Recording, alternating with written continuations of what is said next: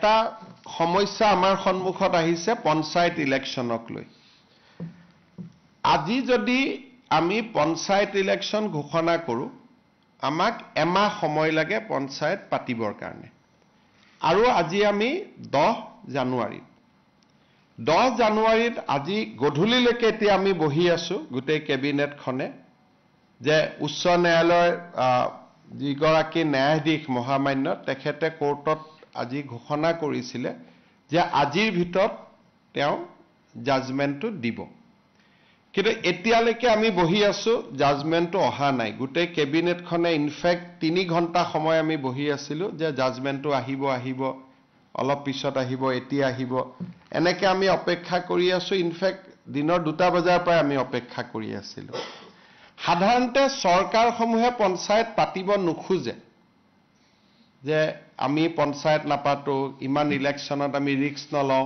বিশেষকৈ বিধানসভাৰ নিৰ্বাচনৰ আগে কোনো চৰকাৰে পঞ্চায়ত পাতিব নোখোজে আমি পঞ্চায়ত পাতিবৰ কাৰণে উদ্গ্ৰীৱ হৈ বহি আছো কিন্তু এই পৰ্যন্ত মই অলপ আগতে মহা অধিবক্তা দেৱজিৎ শইকীয়াক টেলিফোন কৰিছিলো তেওঁ কৈছে যে এই সময়লৈকে জাজমেন্টটো ডিক্টেশ্যন হৈ আছে জাজমেন্ট অহা নাই বা যি ধৰণৰ কথা আজি যদি ৰাতি 12টাৰ আগতে আমি জাজমেন্টটো নাপাওঁ পজিটিভ বা নেগেটিভ যি নহওক তেতিয়াহলে আমি পঞ্চায়ত ইলেকশ্যনটো একেবাৰে মেট্ৰিক বা হায়াৰ সেকেন্ডাৰী পৰীক্ষাৰ পিছলৈকে লৈ যাব লাগিব কাৰণ 14 ফেব্ৰুৱাৰীৰ পৰা মেট্ৰিক আৰু হায়াৰ সেকেন্ডাৰী আৰম্ভ হ'ব আৰু যদি এবাৰ ইলেকশ্যন কৰিলে একমাহ সময় লাগে নটিফিকেশনৰ পৰা আৰু দুটা ফেজত কৰিলে আজি হল 10 তাৰিখ 10 ফেব্ৰুৱাৰীত এটা হ'ব পাৰে 12 ফেব্ৰুৱাৰীত এটা ইলেকশ্যন হ'ব পাৰে কিন্তু আজি যদি ৰাতি 12টাৰ আগতে যদি হাইকোৰ্টৰ পৰা অৰ্ডাৰটো ওলাই নাহে আৰু পিছৰ 10 দিনো হাইকোৰ্ট বন্ধ আছে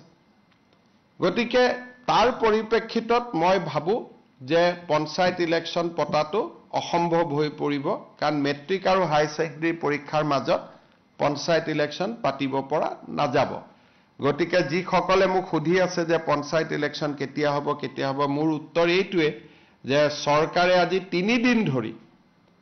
আৰু কেছবিলাক হৈছে অকল এটা কৰিমগঞ্জ জিলাৰ 19খন পঞ্চায়ত লৈ বাকি অসমখন ইয়াৰ লগত জড়িতই নাই কৰিমগঞ্জ জিলাৰ 19খন পঞ্চায়ত লাগিলে কৰিমগঞ্জ জিলাত ইলেকশ্যন নাপাতিলেও হৈ গলহেতেন বাকি জায়গাখিনিত ইলেকশ্যন পাতিব আমি অনুমতিটো পালে আমি ইলেকশ্যন পাতি দিলোহেতেন এই 12টা বজালৈকে আমি অপেক্ষা কৰিম কিন্তু আজি যদি ৰাতি 12টা বজাৰ ভিতৰত যদি নাহেগৈ হাইকোৰ্টৰ পৰা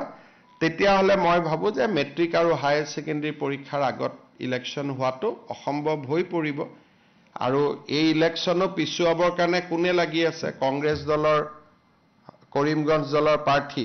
হাফিজ ৰফিজ আহমেদ চৌধুৰীয়ে গোটেই কেছটো কৰি আছে আৰু তাৰ পৰা বুজা যায় যে গোটেই পঞ্চায়ত ইলেকশ্যন খেলিবৰ বাবে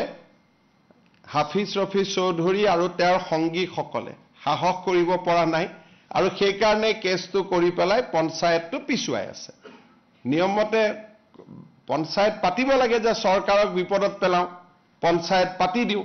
কিন্তু ইয়াত উলুটা হৈছে যে বিৰোধী পক্ষৰ একাংশই কাৰণ হাফিজ ৰফিজ চৌধুৰী কংগ্ৰেছ দলৰ অফিচিয়েল কেণ্ডিডেট হয় আৰু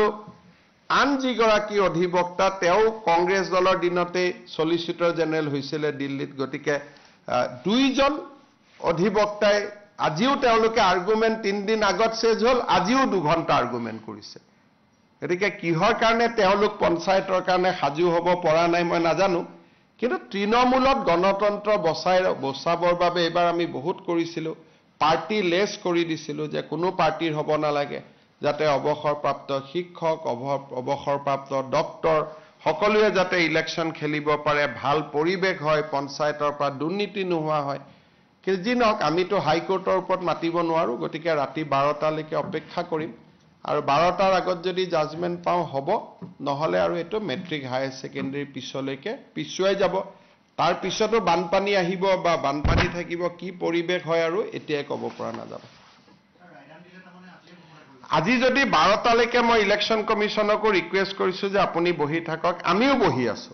কাৰণ পুলিচৰ পৰা ক্লিয়াৰেন্স লাগিব কোনটো ফেজত কিমান ডিপ্লয়মেন্ট হ'ব ডিজিপিও বহি আছে চিফ সেক্ৰেটাৰীও বহি আছে আমিও বহি আছিলো যদি 12টাৰ আগত ৰায়দান হয় আমিতো কৰি দিম কাৰণ যিজন ন্যায়াধীশ মহা অধিবক্তাই কোৱা মতে তেওঁ কোৰ্টত কৈ গ'ল যে মই চেম্বাৰত গৈ জাজমেন্টটো লিখি জাজমেন্টটো দিম কিন্তু এতিয়াতো 8:45 হ'ল জাজমেন্টটো আমি হাতত পোৱা নাই